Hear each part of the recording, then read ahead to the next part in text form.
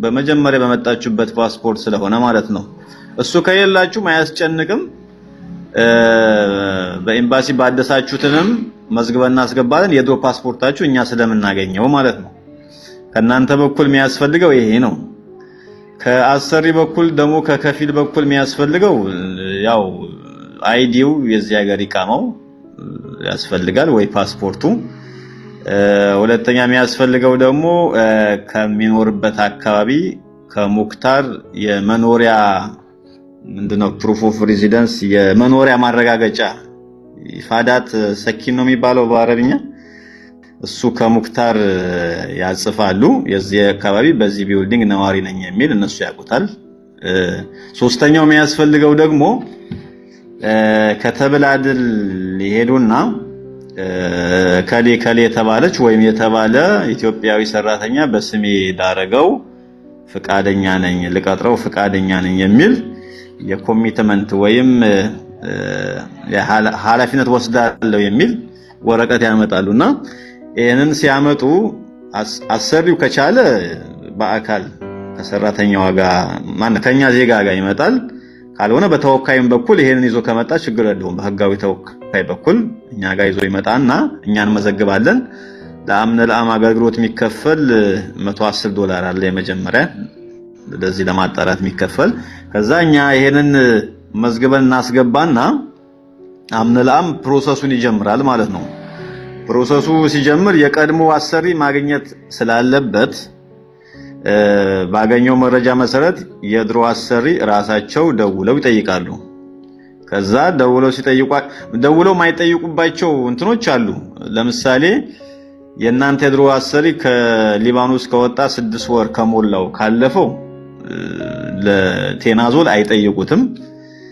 ሁለተኛ በህይወት ከሌለች አይጠየቅም። ሶስተኛ ደግሞ ድርጅት ከሆነም ከፈረሰ ድርጅት አምጥቷችሁ ከነበር የዛኔ ሽርኬ እሱ ከስሮ ከፈረሰ ከዘጋ አይጠየቅም።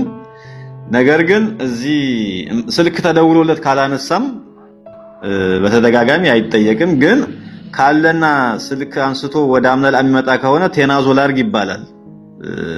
እንደዚህ ህጋዊ ልትሆን ወይም ሊሆን ስለሆነ ቴናዞል አርግላት ይባላል። ከዛ ያው እምቢ ሊል ይችላል። አንዳንዶቹ እምቢ ከሀገር መውጣት አለበት መሳፈር አለባት ሊል ይችላል። እንግዲህ አምነልአም እምቢ ብሎ እንትን የሚያስቸግር ከሆነ እስካሁን በህገወጥ መንገድ የቆየችበት ቀራማ በሙሉ ከፍለሽ ትኬት ቆርጠ አሳፍራት ነው የሚለው። ይሄንን በአስገዳጅነት ይዞታል። ከዛ እምቢ ትኬትም አልከፍልም ቅጣቱም ከፍዬ አላሳፍርም ካለ ግን ራሱ አምነልአም በራሱ ጊዜ ቴናዞል ያደርጋል ማለት ነው። ይሄ የሚያስገድዱት እሺ እምቢን ነው። ያው ወጪው ትንሽ ከፍ ስለሚል ኦልሞስት የቲኬትና የቀራማ የሚከፍል ከሆነ አሁን ባለው ዋጋ ብናየው እስከ $1000 ይወጣልና ይሄንን መክፈል ነው የሚሻለው ወይስ ቴናዞል ማድረግ የሚለው እንዳስገዳጅ ስለሚይዙት ያው እሺ ይላል የሚል እምነት ስላለ ነው በአምነልአም በኩል በእኛም በኩል። ስለዚህ ይሄንን ከሆነ በኋላ ቴናዞል ከደረገ በኋላ አምነልአም ተቀባይነት አግኝቷል ብሎ ይነግረናል። ለኛ የዚህ ሰውዬ የዚህ ዜጋ ጉዳይ ተቀባይነት አግኝቷል። አሁን የመኖሪያ ፍቃድ ኢቃማ ማሰራት ትችላለችልና የ3 ወር የመኖሪያ ፍቃድ ይሰጣል። ከዛ በኋላ ፕሮሰሱ ይጀመራል። ከዛ በኋላ ነው አሰሪና ሰራተኛ አምነልአም ሄደው የሚፈርሙት ማለት ነው። እስከዛ አሰሪና ሰራተኛ ተቀባይነት እስከሚያገኝ ድረስ አይሄዱም። ከዛ የሚከፈል ክፍያ አለ፣ እዛ ቀራማ አለ። ያገልግሎት ኦሬዲ 110 ስለከፈላችሁ የለም ካልኩሌት የሚደረግ አለ። ምናልባት ዋጋው ስንት ነው የሚለው ኋላ ልናወራ እንችላለን። የአምነልአም ካለቀ በኋላ ደግሞ ለስራ ፍቃድ ወደ ወዘረት አምር ሰራተኛ ሚኒስቴር ይዘዋወርና እንደዚህ የሚያልቅ ፕሮሰስ ነው አሁን የወጣው ማለት ነው። ከናንተ የሚጠበቀው ይሄ ነው።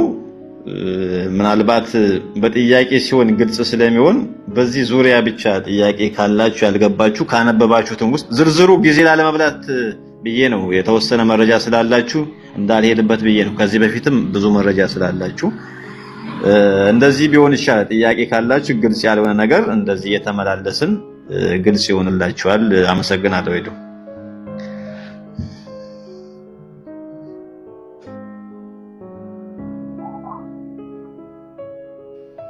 ከማዳም ቤት ከጠፉ ከአንድ ዓመት በታች ከሆነና ኢቃማው ኤክስፓየር ካረወ ከ6 ወር በታች ከሆነ ይሄ ተቀባይነት አይኖረውም። ከዛ በላይ መሆን አለበት። ኤክስፓየር ካረገ ኢቃማው ከ6 ወር በላይ ከማዳም ቤት ከጠፉ ከአንድ ዓመት በላይ መሆን አለበት። የዚህ ዕድል ተጠቃሚዎች እነሱ ናቸው።